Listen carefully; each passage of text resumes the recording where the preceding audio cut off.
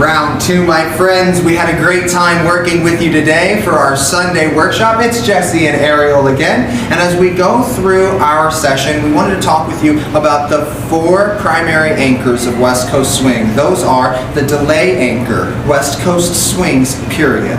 The rocking anchor, called a rock and go, which is the comma in West Coast Swing. It keeps the sentence going. The floating anchor, which is our community's question mark. It says, are we done yet? And the cutoff anchor, which stops the follower in place. We did that.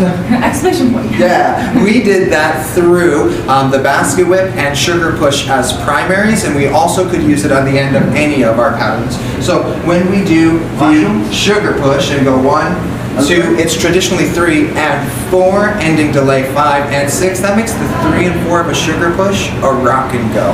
1, 2, rock means go, rock means go, rock means go. It's the comma of West Coast Swing until we use delay anchor to stay.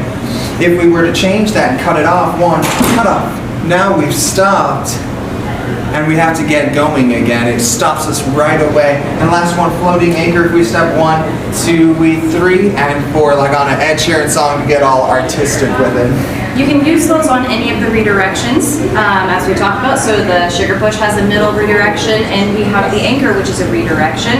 So the same thing happens on the whip. So we have a redirection at the passing side of the whip. Then we go back, and now we have this redirection. So we want you to play with the idea. Rock and go.